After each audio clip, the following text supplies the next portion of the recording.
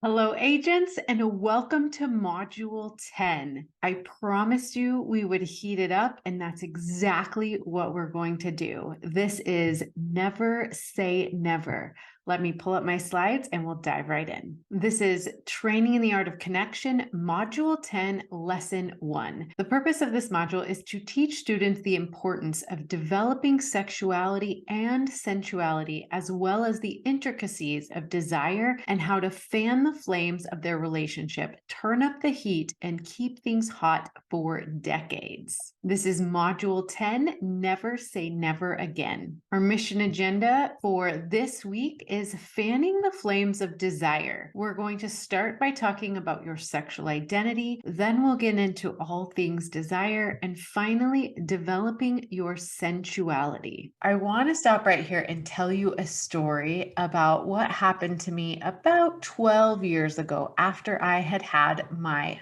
third baby. I fell into a deep, debilitating depression where I was so anxious. I had a really hard time getting out of bed, getting dressed, taking care of my family and all of my responsibilities. I was feeling crushed under the responsibility of having 3 small children, 2 businesses, and a household to maintain. So we got some recommendations of some really good doctors, and my husband and I went and saw a doctor. And after I had told him how I was feeling, he wrote me a prescription. And I remember saying, what else can I do to make sure that I get back to myself so I can take care of my family? And he said, you can exercise regularly and develop a healthy, thriving sex life with your spouse. Both of those activities release the same chemicals in your brain that any medication I could prescribe will do for you. And so I remember leaving that office that day and committing that I would take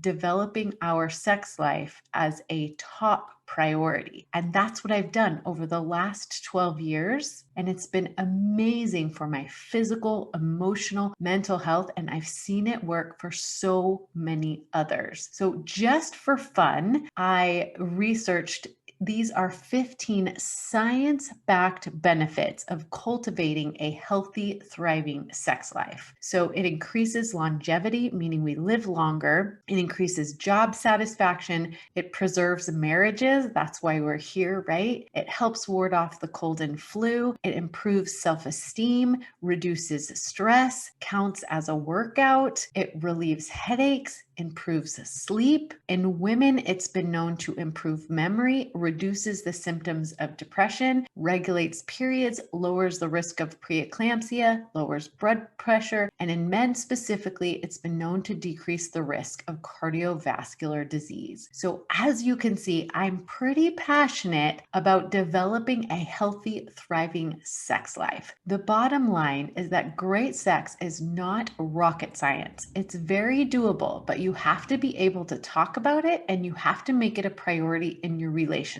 This is a quote from Doctors John and Julie Gottman of the Gottman Institute. They wrote 8 Dates, Essential Conversations for a Lifetime of Love, and they're pretty knowledgeable on all things making marriage work. Now, when we say great sex, I just want to make this distinction right up front. I'm not talking about intercourse. I'm talking about all of the things that make life playful and pleasurable and intimate. So this absolutely does include intercourse, but it encompasses a lot more than just that.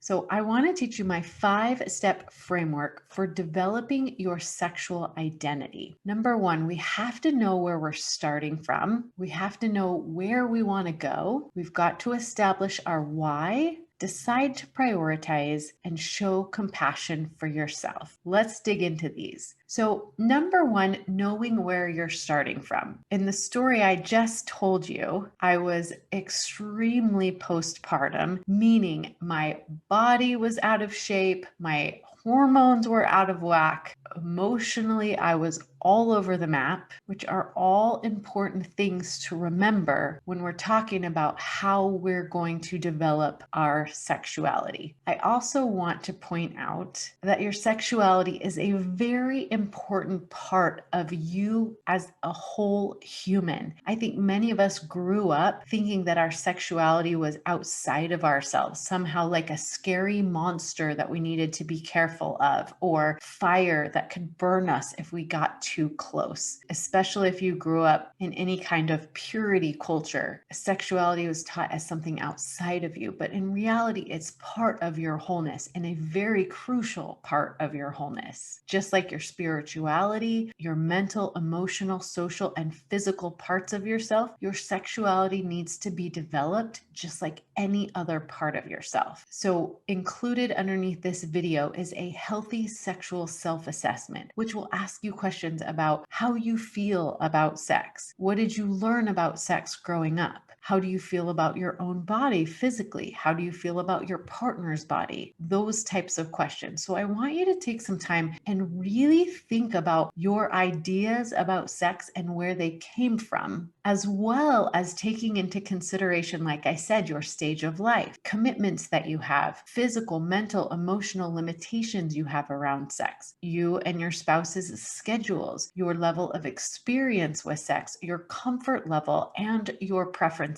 These are all really important things to consider as far as where you're starting from in your journey of sexual self-development. The next thing that is so important is knowing where you want to go. We talked about this last week, that if you don't know where you're going, any path will take you there. So it's really important that you take a good amount of time to consider, what do you want intimacy to look like? What do you want intimacy to feel like? And what do you want to get out of your sex life? Now, I need to make an important distinction here, because it's easy to think about maybe what your partner might get out of sex or intimacy. But in this exercise, I want you to make sure to do it on your own first. If you didn't take your partner's thoughts into consideration at all, which I'm not telling you to do all the time, because I think it's important to consider how our partners feel about different things. But in this instant, when you're talking about developing your own sexuality, I want you to really consider, separate and apart from your partner, what you want intimacy to look like, what feels good to you, and what do you want out of your sex life. And then, of course,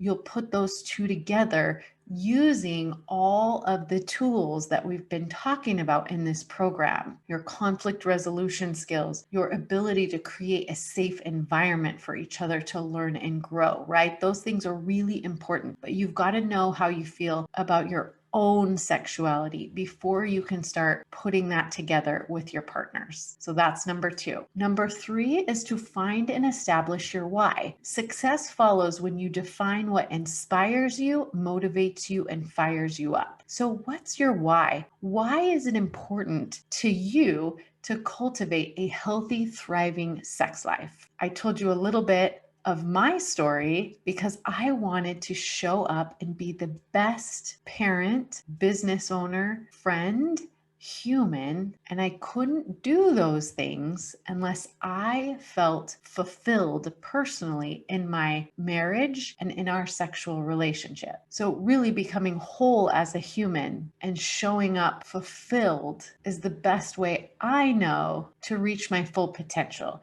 And that's my why. But yours has to be your why. So definitely consider, why is this important to you? Then you've got to make the decision to prioritize a healthy, thriving sex life. Now, I talk to couples all the time who love each other, but they don't prioritize their intimacy or their sex life. So you've probably seen this analogy before, but we're all busy. There's tons and tons and tons of great things we could choose from to fill our days. But since we all have the same 24 hours in a day, we have to prioritize the things that are most important. Now, as a relationship and intimacy expert, I recommend that your intimacy be a big rock. But of course, you have to decide that for yourself. And we know that when we're busy and stressed, one of the very first things to go is our emotional and physical connection with our partner. But if we will make that one of those big rocks and we'll put it in first, you would be amazed at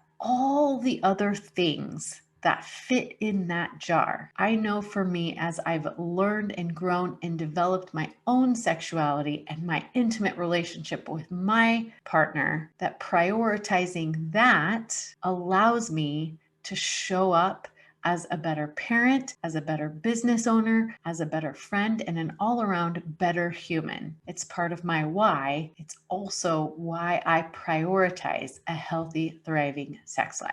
And finally, number 5, show compassion for yourselves and each other. I often compare developing your own sexuality to running a marathon because I've done that a few times and the process is very similar. The first thing to remember is that there are no shortcuts. I believe anyone can run a marathon, that it mostly starts in your brain. And in order to train your body to be able to do that, it's about repetition. It's about learning about yourself. It's about pushing outside of your comfort level, setting that goal, and doing what it takes to get there. So, like I said, there are no shortcuts. But I love this picture on the right because this is the very first marathon that I ever ran. And I trained and I trained and I trained and I trained. And even with all of that training, I still got to mile 21. This picture was taken just beyond mile 21, where I had hit a complete wall. And I thought, there is no way that I can possibly finish this 26.2 mile race. And my husband, who had been supporting